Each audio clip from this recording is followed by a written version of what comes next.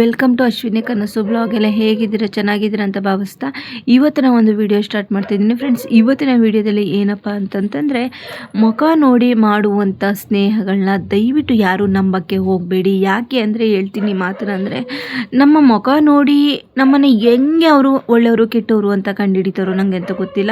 ಒಬ್ಬರು ಮುಖ ನೋಡಿದ ತಕ್ಷಣ ಅವ್ರು ಒಳ್ಳೆಯವರ ಕೆಟ್ಟವರ ಅಂದ್ಕೊಂಡು ಒಂದು ಫ್ರೆಂಡ್ಶಿಪ್ನ ಮಾಡಬೇಡಿ. ಯಾವುದೇ ಜಾತಿ ಆಗಲಿ, ಯಾವುದೇ ಕುಲ ಆಗಲಿ, ಯಾವುದಾದ್ರೇನು ಸ್ನೇಹ ಅಂತ ಒಂದು ಮನಸ್ಸಲ್ಲಿ ನಾವು ಅವಳು ನನ್ನ ಸ್ನೇಹಿತ ಅಂತ ಮನಸ್ಸಲ್ಲಿ ಯಾವಾಗ ಅದನ್ನು ಇಟ್ಕೊತೀವೋ ಅದನ್ನು ಸಾಯೋವರೆಗೂ ಇದು ಮಾಡಬೇಕು. ಅವರು ನಮ್ಮ ಜೊತೆ ಇಲ್ಲ ಅಂದ್ರೂ ಅವರ ಬಗ್ಗೆ ಎಲ್ಲೂ ನಾವು ತಪ್ಪಾಗಿ ಮಾತಾಡ್ಬೋದು. ಅದೇ ನಾವು ಸ್ನೇಹಕ್ಕೆ ಕೊಡುವಂಥ ದೊಡ್ಡ ಒಂದು ಗೌರವ. ಯಾಕೆಂದರೆ ಸ್ನೇಹ ಅನ್ನೋದು ತುಂಬಾ ಪವಿತ್ರವಾದದ್ದು. ನಮ್ಮ ಕಷ್ಟಕಾಲದಲ್ಲಿ ಯಾರಾಗ್ತಾರೋ ಇಲ್ವೋ ಅಂತ ಗೊತ್ತಿಲ್ಲ, ಅದೇ ನಮ್ಮ ಸ್ನೇಹಿತರಾಗ್ತಾರೆ. ನಾನು ತುಂಬ ವಿಡಿಯೋಗಳಲ್ಲಿ ಅದನ್ನು ಶೇರ್ ಮಾಡಿದ್ದೀನಿ. ಸ್ನೇಹ ಅನ್ನೋದು ಮನಸ್ಸಿಂದ ಹುಟ್ಟಬೇಕೇ ಹೊರತು ಮುಖ ನೋಡಿ ದುಡ್ಡು ನೋಡಿ ಹುಟ್ಟುವಂಥದ್ದು ಸ್ನೇಹ ಅಲ್ಲ. ಯಾಕೆ ಅಂದರೆ ಸ್ನೇಹ ಅನ್ನೋದು ನಾವು ದುಡ್ಡು ಕೊಟ್ಟ ತಕ್ಷಣ ಅವ್ರ ಹತ್ರ ದುಡ್ಡಿದೆ, ನಾವು ಅವ್ರ ಸ್ನೇಹ ಮಾಡಿದ್ರೆ ಅವರಿಂದ ನಮ್ಗೆ ಏನಾದ್ರು ಯೂಸ್ ಆಗ್ಬೋದು, ಅವರಿಂದ ನಮಗೆ ಒಂದು ಏನಾದ್ರು ಒಳ್ಳೇದಾಗ್ಬೋದು. ಈ ಥರ ಸ್ನೇಹ ಖಂಡಿತ ಬೇಡ.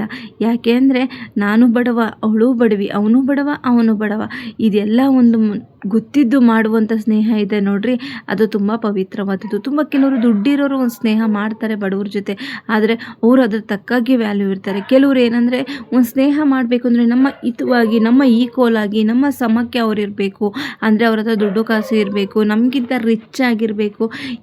ಕೆಲವರು ಅದನ್ನು ಟ್ರೀಟ್ ಮಾಡ್ತಾರೆ ಆ ಥರ. ಯಾಕಂದರೆ ಅವ್ರ ಹತ್ರ ಸ್ನೇಹ ಮಾಡಬೇಕು ಅಂತಂದರೆ ದುಡ್ಡಿದೆಯಾ, ಅವ್ರ ಹತ್ರ ಮನೆ ಇದೆಯಾ, ಬಂಗ್ಲೆ ಇದೆಯಾ, ಕಾರ್ ಇದೆಯಾ, ಬೈಕ್ ಇದೆಯಾ, ಒಳ್ಳೆ ಒಡವೆ ಇದೆಯಾ,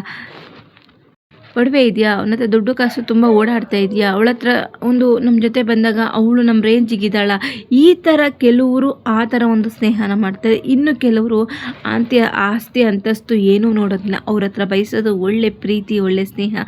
ಯಾಕಂದರೆ ಕಷ್ಟದಲ್ಲಿ ಜೊತೆಗೆ ನಿಂತ್ಕೊಳ್ಳೋನೇ ಸ್ನೇಹಿತೆ. ಯಾಕೆಂದರೆ ತನ್ನಲ್ಲಿ ಏನಿರುತ್ತೋ ಅದನ್ನು ತಗೊಂಡೋಗಿ, ಒಬ್ಬ ಸ್ನೇಹಿತ ತನ್ನ ಸ್ನೇಹಿತನಿಗೆ ತೊಂದರೆ ಆದರೆ ತನ್ನ ಹೆಂಡ್ತಿನ ತಾಲಿ ಮಾರಿ ಆದ್ರೂ ಆ ಸ್ನೇಹನ ಉಳಿಸ್ಕೋತಾನೆ. ಬಡವನಿಗೆ ಇರುವಂಥ ತಾಕತ್ತು. ಏಕೆಂದರೆ ಬಡವರು ಯಾವಾಗಲೂ ಅಳತೆ ನೋಡೋದಿಲ್ಲ, ಅವನು ಬಡವ, ಒಂದು ಶ್ರೀಮಂತ ಅನ್ನೋದಿಲ್ಲ. ಸ್ನೇಹಕ್ಕೆ ಅದು ಯಾವುದೋ ಅಡ್ಡಿ ಬರಲ್ಲ. ಸ್ನೇಹ ಅನ್ನೋದೇನು ಅಂದರೆ ನಮ್ಮಲ್ಲಿರುವಂಥ ಸಮ್ಮಿಲನ, ನಮ್ಮಲ್ಲಿರುವಂಥ ಒಂದು ಪ್ರೀತಿ, ವಿಶ್ವಾಸ, ಒಬ್ರಿಗೊಬ್ರು ಜೊತೆಯಾಗಿ ನಿಂತ್ಕೋತೀವಿ, ಒಬ್ರಿಗೊಬ್ರು ಋಣಿಯಾಗಿರ್ತೀವಿ. ಯಾಕಂದರೆ ತಂದೆ ತಾಯಿ ಹತ್ರ ಹೇಳ್ಕೊಳ್ತಿರೋಂಥ ತುಂಬ ವಿಷಯನ ಸ್ನೇಹಿತರ ಹತ್ರ ಹೇಳ್ಕೊತೀವಿ. ಯಾಕೆಂದರೆ ಅವರು ನಮಗೆ ಆ ಸ್ಥಾನದಲ್ಲಿ ಇರ್ತಾರೆ ಅಂತ ಅಂದ್ಕೊಂಡು. ಯಾಕೆಂದರೆ ಇಲ್ಲಿ ತುಂಬ ಜನದಲ್ಲಿ ನಾನು ಕಂಡಿರೋ ಮಟ್ಟಿಗೆ ಸಂಬಂಧಿಕರು ಬರೋದಕ್ಕಿಂತನೂ ಕಷ್ಟ ಕಾಲಕ್ಕೆ ಸ್ನೇಹಿತರು ಬರೋದು ಜಾಸ್ತಿ. ಸ್ನೇಹಿತರೇ ನಮ್ಮ ಜೊತೆಗಿರುವಂಥದ್ದು.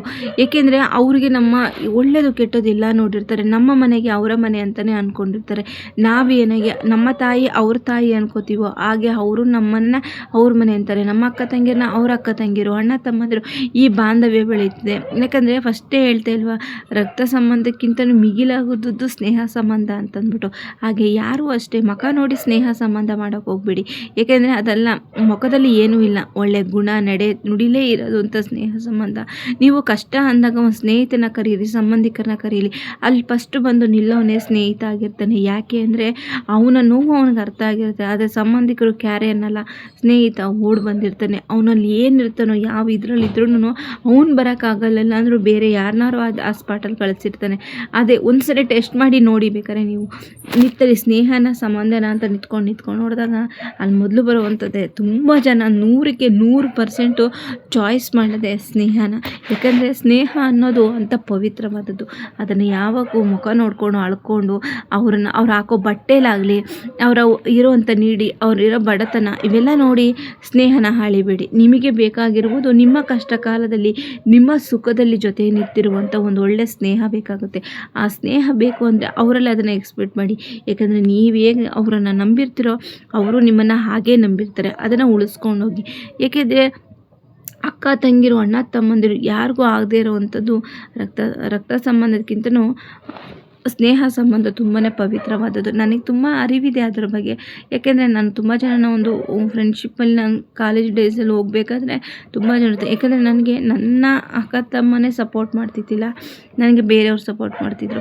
ನನಗೆ ಆಲ್ಮೋಸ್ಟ್ ಅಕ್ಕಪಕ್ಕ ಸ್ನೇಹಿತರೆ ತುಂಬಾ ಸಪೋರ್ಟಿವ್ ಆಗಿ ನಿಂತಿದ್ದು. ನನಗೆ ಅವರಿಂದನೇ, ಸ್ನೇಹ ಸಂಬಂಧದಿಂದನೇ ಕೆಲವರಿಂದ ಹಾಳಾಗಿದ್ದೀನಿ, ಕೆಲವರಿಂದ ಉದ್ಧಾರನೂ ಆಗಿದ್ದೀನಿ. ಕೆಲವರು ಏನು ಅಂತಂದರೆ ನನ್ನ ಜೊತೆ ಜಿಡ್ಡಿಗೆ ಒಂದು ಸ್ನೇಹ ಸಂಬಂಧ ಮಾಡ್ತಿದ್ರು.